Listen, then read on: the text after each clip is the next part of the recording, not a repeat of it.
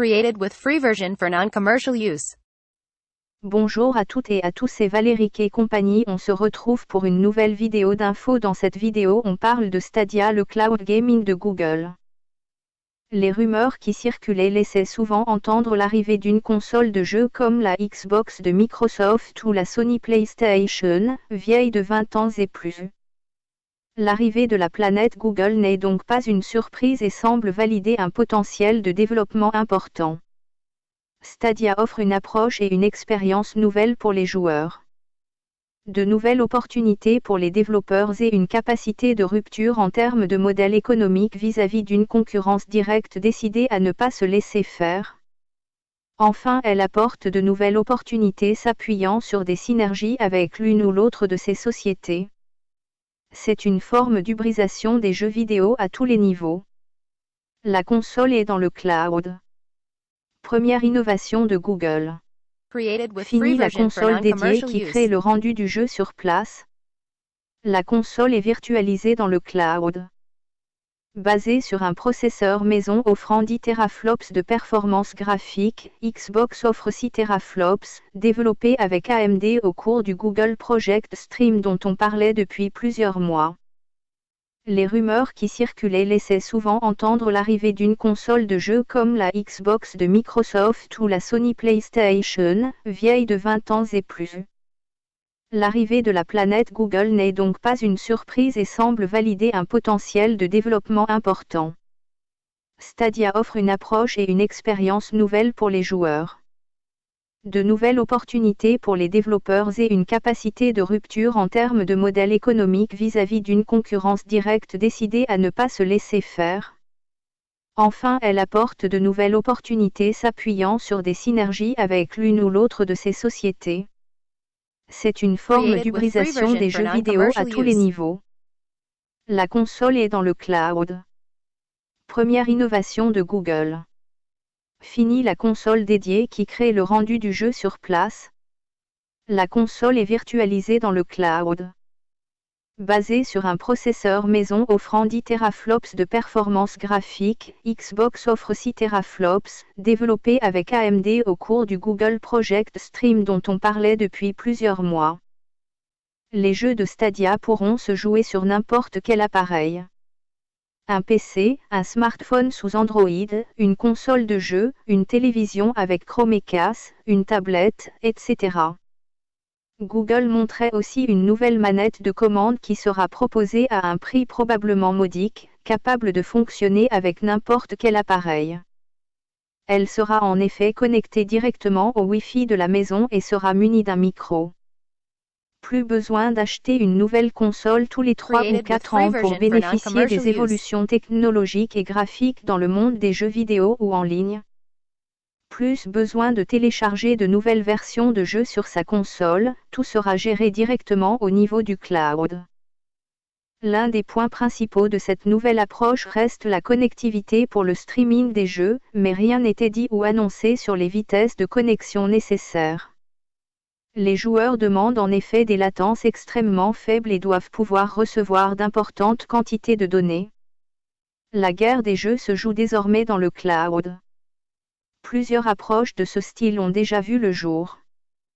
OnLive, une société basée à Mountain View, avait lancé en 2003 un service de jeu dans le cloud en streaming sur différents appareils. La société avait 4 ou 5 centres de colocation de la plateforme. Elle fut rachetée en 2015 par Sony qui allait finalement fermer le service. On parle depuis peu de Electronic Arts qui a glissé quelques informations sur son projet Atlas à l'automne dernier. Les autres services, relativement récents, sont Nvidia GeForce Now. En bêta aujourd'hui, Liquid Ski, basé sur un comptant Delivery Network propriétaire, ou Shadow de la société française Blade qui vient de s'installer à Mountain View en Californie. Après une levée de fonds de 50 millions d'euros. Cette dernière, très dynamique, a lancé son service dans plusieurs grandes agglomérations américaines de la côte est et de la côte ouest depuis plusieurs mois grâce à un accord avec Charter Communications, le deuxième câble opérateur aux US, Ubisoft Studios et d'autres studios de jeux. Elle s'appuie sur un boîtier annoncé récemment, le Shadow Ghost, qui assure une connexion facile avec un PC, un Mac, un PC Linux, une tablette, une télévision, un smartphone ou iPhone. De son côté, Sony prépare une annonce cette semaine. Probablement de nouveaux jeux autour de son service PlayStation Now. Vieux de plusieurs années et recentré sur la PS4 et les PC sous Windows, mais il lui faudra renforcer son cloud pour tenter de rivaliser avec Stadia et Microsoft. En réponse à Stadia, Phil Spencer, patron du gaming chez Microsoft, indiquait: Google a fait forte avec Stadia, mais dans quelques mois, Microsoft fera très forte à E3. Les rumeurs qui circulaient laissaient souvent entendre l'arrivée d'une console de jeu comme la Xbox de Microsoft ou la Sony PlayStation, vieille de 20 ans et plus. L'arrivée de la planète Google n'est donc pas une surprise et semble valider un potentiel de développement important. Stadia offre une approche et une expérience nouvelle pour les joueurs. De nouvelles opportunités pour les développeurs et une capacité de rupture en termes de modèle économique vis-à-vis d'une concurrence directe décidée à ne pas se laisser faire. Enfin, elle apporte de nouvelles opportunités s'appuyant sur des synergies avec l'une ou l'autre de ces sociétés. C'est une forme d'hybridation des jeux vidéo à tous les niveaux. La console est dans le cloud. Première innovation de Google. Fini la console dédiée qui crée le rendu du jeu sur place. La console est virtualisée dans le cloud.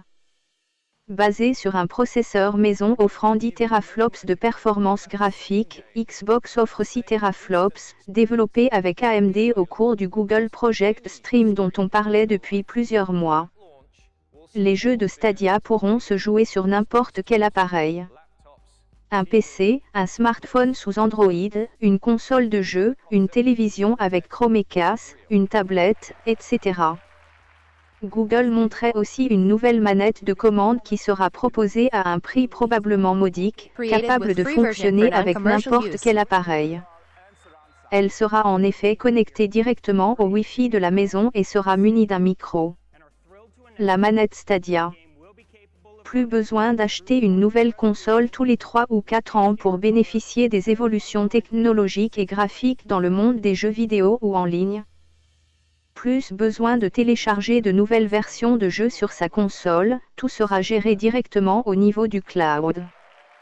L'un des points principaux de cette nouvelle approche reste la connectivité pour le streaming des jeux, mais rien n'était dit ou annoncé sur les vitesses de connexion nécessaires.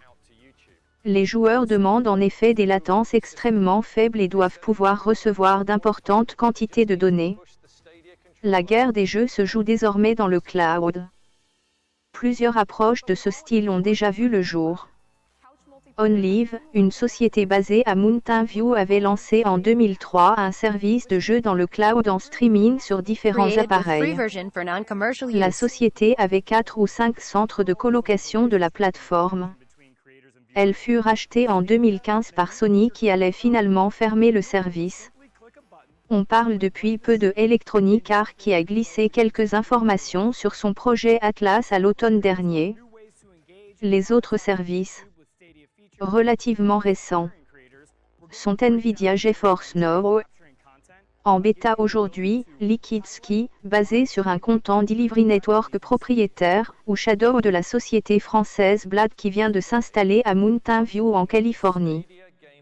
Après une levée de fonds de 50 millions d'euros.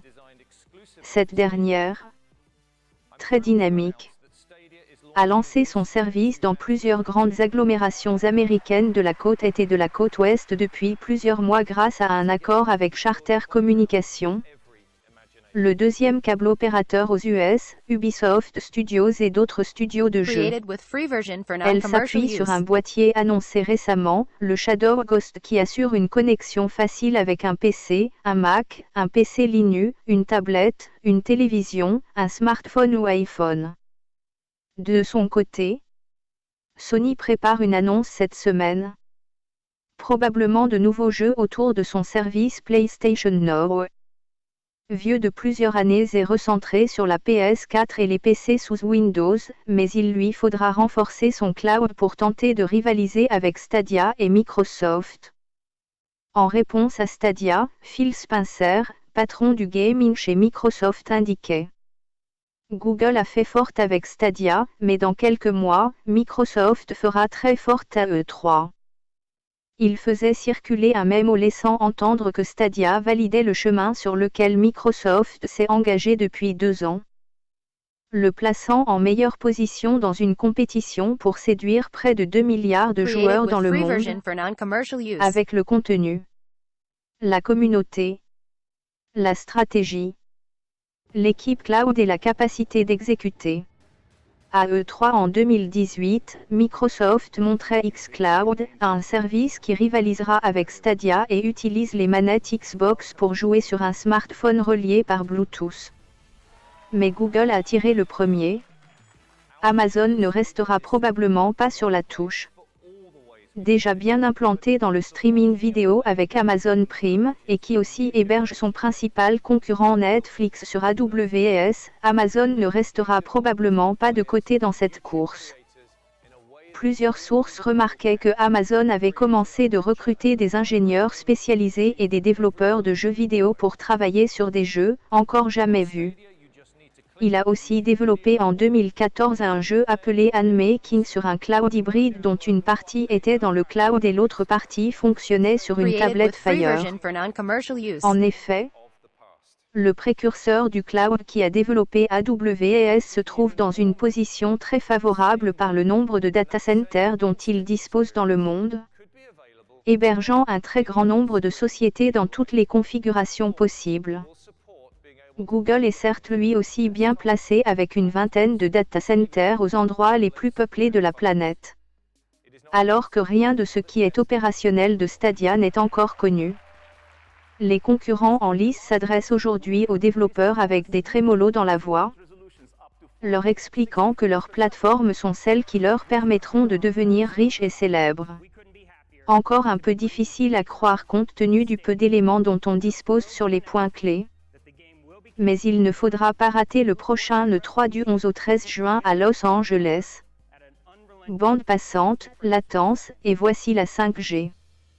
L'une des cibles majeures de ces jeux dans le cloud sera probablement les joueurs sur smartphone. L'appareil le plus utilisé au monde est celui qui draine d'énormes sommes en publicité. En effet, alors que les deux critères clés des jeux dans le cloud sont la bande passante et la latence, la 5G se profile d'ici le début de l'année prochaine en vantant ses deux points forts, la bande passante et la latence.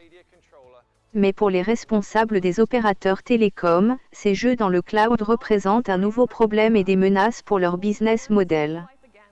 En effet, alors que les consoles recevaient quelques données et les traitaient sur place, la nouvelle approche des jeux dans le cloud, tel que le montre Stadia, traite toutes les données dans le data center et les livre à grande vitesse sur n'importe quel terminal par streaming sur YouTube, comme une vidéo HD ou un jeu. Cette approche va créer un énorme surplus de trafic qui risque de rapidement saturer nombre de réseaux des opérateurs télécoms. D'autant que dans beaucoup de pays, la 5G sera aussi utilisée en mode fixed wireless, pour remplacer la fibre à la maison. Il est donc fort possible que les opérateurs inventent de nouveaux business models pour faire payer plus cher cette latence et ce besoin supplémentaire de bande passante. Les opérateurs téléphoniques luttent clairement contre les GAFAM qui l'accusent régulièrement de profiter des infrastructures payées par eux.